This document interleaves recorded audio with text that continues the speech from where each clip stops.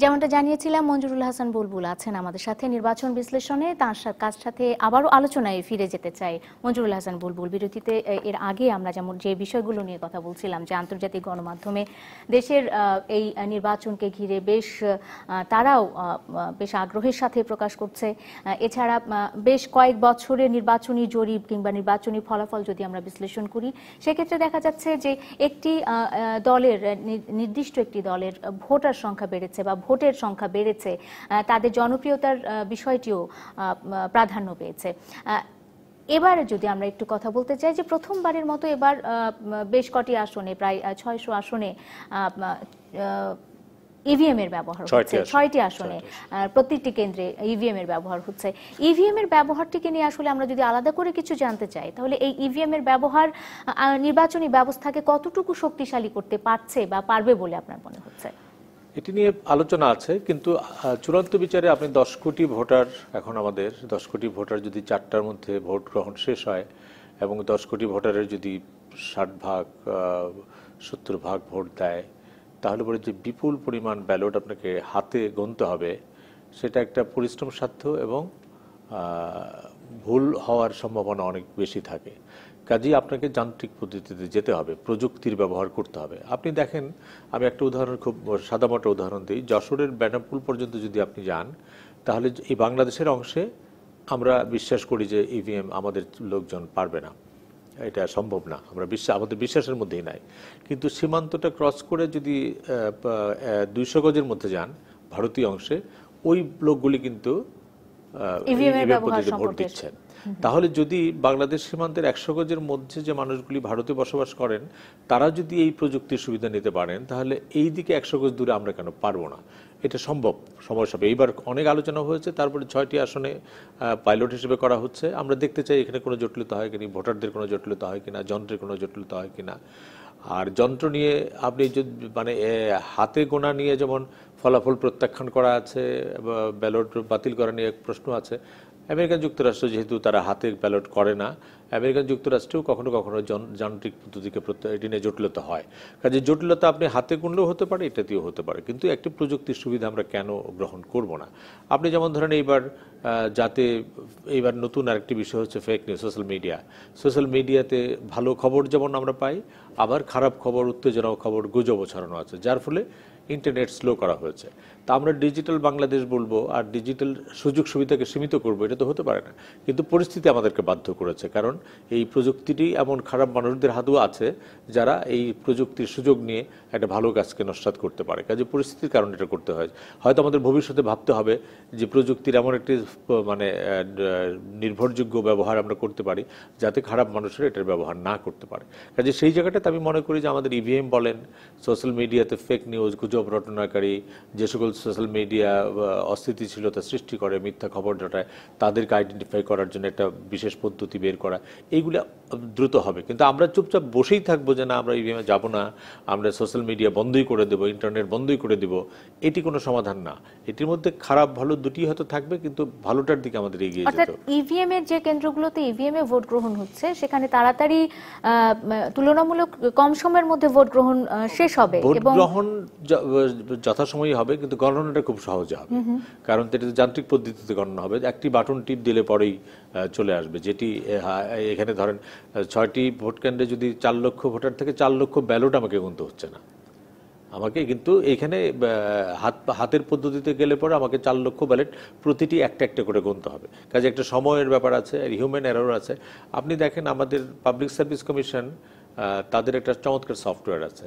Public service সফটওয়্যারটা হলো যে ডিস্ট্রিক্ট কোটা, নারী কোটা, আদিবাসী কোটা, ধর্মীয় কোটা, বিভিন্ন পোস্টে যখন বিসিএস পরীক্ষা হয় লক্ষ লক্ষ ছেলে মেয়ে দরখাস্ত করে। তো এটা এখন একটা তারা সফটওয়্যার আবিষ্কার করেছে।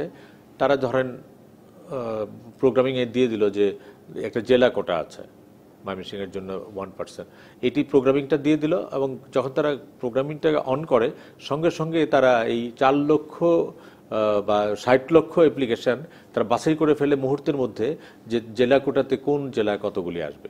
এটি ধরেন 10 বছর আগে এরকম ছিল না। তখন এই 4 লক্ষ ফর্ম বাছাই করতে হাতে, এবং জেলা আবারই ভাগ করতে হতো, ক্যালকুলেটরে পার্সেন্টেজ বার করতে হতো এবং সেই অনুযায়ী যেতে হতো। তো এটা একটা অগ্রগতি হয়েছে না? অগ্রগতি হয়েছে তো। এবং আমরা যখন পাবলিক সার্ভিস কমিশন এই সফটওয়্যারটা আমাকে দেখানো হলো, তখন আমি চোখ বন্ধ করে চিন্তা করলাম, আচ্ছা 25 বছর আগে যখন এই যন্ত্রটি ছিল না, তখন যে এই যে জেলা কোড আমরা বাছাই করতাম তার মধ্যে কোনো ভুল হতো না? সেই ভুল তো কেউ জানতে পারে নাই, কিন্তু এই ভুলের মার্জিন অফ এররটা অনেক কমে আসবে। কাজে চূড়ান্ত বিচার আমাদের এখানে যেতে হবে। যেমন ধরেন এইবারে নির্বাচনের একটা বড় আমরা অগ্রগতি বলি, অনেক বৈশিষ্ট্য আলোচনা, একটা বৈশিষ্ট্য হলো যে এইবার নির্বাচনী প্রচারণায় ধর্মীয় আবেগ অনুভূতির ব্যবহার কম। এই বিষয়টি নিয়ে কথা বলবো, এটি আসলে কতটুকু ইতিবাচক ফল বয়ে এনেছে সেটি নিয়ে কথা বলবো ছোট্ট একটা বিরতির পর। নির্বাচন বিশ্লেষণে একটা বিরতি নিচ্ছি, ফিরছি একটু পরে, সঙ্গে থাকুন।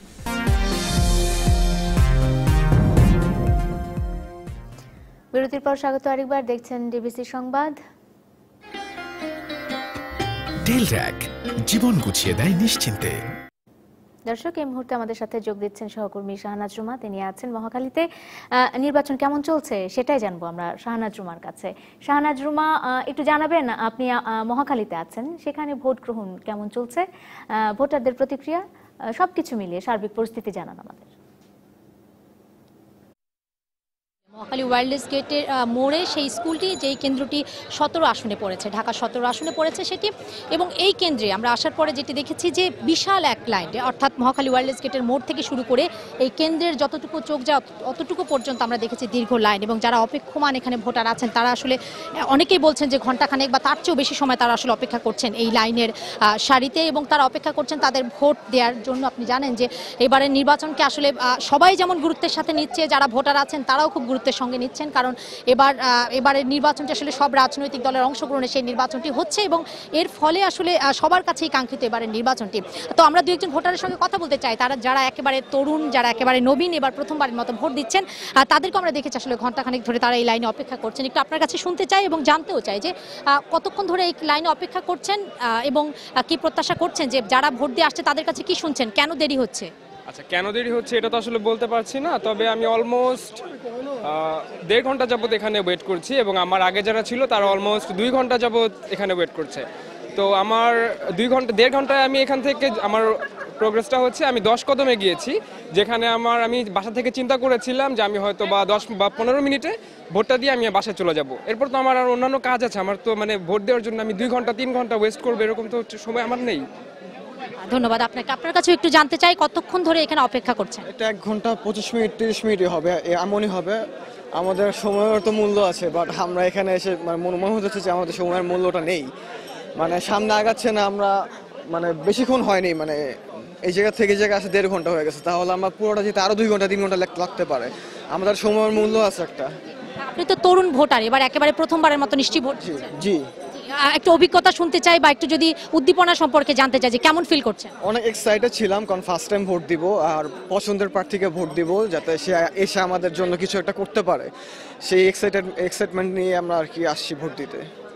ধন্যবাদ আপনাকে। শুনছিলেন যে অপেক্ষমান লাইন, যেটা আমরাও বলছি যে আমরা এখানে আসার পরও আসলে দেখেছি যে আসলে অপেক্ষমান সারি সেটি আসলে অনেক দীর্ঘ, কারণ সবাই অপেক্ষা করছেন দীর্ঘক্ষণ ধরে ভোট দেওয়ার জন্য। ভোট দিয়ে বের হয়েছেন এমন দু একজনের সঙ্গে আমরা একটু কথা বলতে চাই। আপনি ভোট দিয়ে বের হয়েছেন, আচ্ছা একটু যদি আমাদেরকে বলেন যে আমরা এখানে অপেক্ষমান যে সারি, যারা ভোটার তারা অনেক দীর্ঘ সময় ধরে অপেক্ষা করছে, আপনার কাছে একটু জানতে চাই যে আপনি যে ভেতরে গেলেন কি মনে হয়েছে, কেন দেরি হচ্ছে? ভিতরে যদি লোকটা খুব তাড়াতাড়ি টানা যায়, শান্তিপূর্ণ নির্বাচন, কিন্তু ভিতরে যদি খুব লোকগুলি আর্লি টানে সেই ক্ষেত্রে এই লম্বা সিরিয়াল থাকবে না। ভিতরে অনেক ফ্রি, তো একটু তাড়াতাড়ি টানলেই কিন্তু সিরিয়ালটা ভালোভাবে মেনটেন করা হয়। আপনি কি ভোট দিয়েছেন? দিয়েছি, সুস্থভাবে নির্বাচন হইতেছে, কোনো সমস্যা নাই, ভিতরে একবারে ক্লিয়ার, কোনো সমস্যা নেই। ধন্যবাদ আপনাদের। শুনছিলেন যারা ভোটার, যারা ভোট দিয়েছেন, তারা বলছেন ভিতরের যে পরিবেশ সেটি আসলে ভালো, অর্থাৎ তারাও বলছেন শান্তিপূর্ণভাবে এখন পর্যন্ত ভোট গ্রহণ চলছে। তবে বাইরে কিছুটা অপেক্ষমান আছেন যারা ভোটার আছেন তারা, তবে আমরা আশা করছি যে তারাও নিশ্চয়ই ধৈর্য সহকারে, কারণ জানেন যে সব রাজনৈতিক দলের অংশগ্রহণ নির্বাচন হচ্ছে, ব্যাপক অংশগ্রহণমূলক আছে, ভোটারের অংশগ্রহণ বাড়ানোর জন্য তারা নিশ্চয়ই ধৈর্য ধরে সেখানে অপেক্ষা করবেন। তো সোনিয়া, আমার কাছে আপাতত এইটুকুই ছিল। শাহনাজ রুমা, ধন্যবাদ আপনাকে আমাদের সাথে যোগ দেওয়ার জন্য। সহকর্মী শাহনাজ রুমা যেমনটা জানাচ্ছিলেন, মঞ্জুরুল হাসান বুলবুল, যে অপেক্ষমান যারা রয়েছেন এবং বিশেষ করে যারা এবার প্রথম ভোট দিতে যাচ্ছেন, খুব আগ্রহ নিয়ে তারা ভোট দিতে এসেছেন, কিন্তু এই যে সময় অনেকক্ষণ লাগছে, ভেতরে কেন এত সময় লাগছে, দীর্ঘ সময় অপেক্ষা করতে গিয়ে তাদের একটু উৎসাহে ভাটা পড়ছে, কেন সময় আসলে বেশি লাগে ভেতরে? এটি ভোট কেন্দ্রগুলি যখন হয়, পোলিং বুথগুলি যখন ঠিক করা হয়, তখন অনেকগুলি সূচককে সামনে রেখে অনেকগুলি পরিমাপকে করা হয়, যে কত বেশি ভোটার, নারী ভোটার, এই জন্য পোলিং বুথ। এখন ভিতরে যারা প্রিজাইডিং অফিসার আছেন তারা খুব ইচ্ছাকৃতভাবে এটা করছেন এটা আমি মনে করি না। ভোট দেওয়ার যারা ভোটাররা তারা একটু ধীরগতির হতে পারেন, সেখানে ভোটার নাম্বার হয়তো অনেকে নিয়ে যান না, ভিতরে গিয়ে ভোটার নাম্বার চেক করতে হয়, এরকম নানা বিতর্ক। এখানে কি কারণ আছে আমি জানি না। ভোট দিয়ে যারা বের হলেন তারা কিন্তু বললেন যে ভিতরে ফ্রি, খুব বেশি সমস্যা নাই, খুব ছোটোখাটো কোনো অ্যাডমিনিস্ট্রেটিভ প্রবলেম আছে যে কারণের জন্য এটা তাড়াতাড়ি হচ্ছে না। এটা এখানে যে প্রিজাইডিং অফিসার তার নোটিশে যদি আনা যায় যে বাইরে প্রচুর ভোটার অপেক্ষা করছেন, আপনি একটু স্পিড আপ করেন, সেই ক্ষেত্রে তিনি হয়তো দ্রুত একটা সিদ্ধান্ত নিতে পারেন। এটি প্রিজাইডিং অফিসার অসংখ্য ভোটাররা বাইরে দাঁড় করিয়ে থাকবে আর তিনি ভোট নেবেন না, এটা হতে পারে না। এটার ভিতরে আমার ধারণা যে খুব ছোট একটা কমিউনিকেশন গ্যাপ আছে। তারা হয়তো মনে করছেন যে স্কুল ক্যাম্পাসের মধ্যে তারা যত রূপ দেখছেন এরকম ভোটার নেই, এরকম এর বাইরে যে রাস্তায় এত লম্বা লাইন আছে হয়তো এই কমিউনিকেশনটি তাদের কাছে নাই।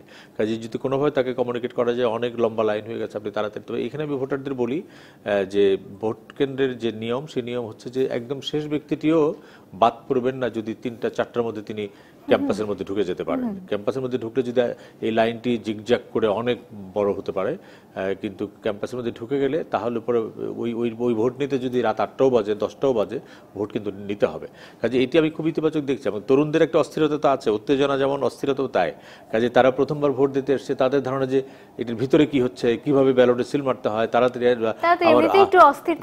কাজেই তাদের অস্থিরতা, তাদের অন্য কাজের চাইতে ওই অস্থিরতাটা বুঝি আমরা। কারণ এবং এটাকে আমি ইতিবাচকভাবে দেখি যে এটি একটা উৎসবের মধ্যে, এবং তারা শৃঙ্খলা, তারা কিন্তু হইচল করছে না, তারা কিন্তু কোনো অপেক্ষা করছে। আমরা আশা করছি যে তারা এই আশাটা ধরে নিয়েই তারা অপেক্ষা করবে এবং অবশ্যই তাদের ভোটাধিকার প্রথমবারের মতো প্রয়োগ করবে।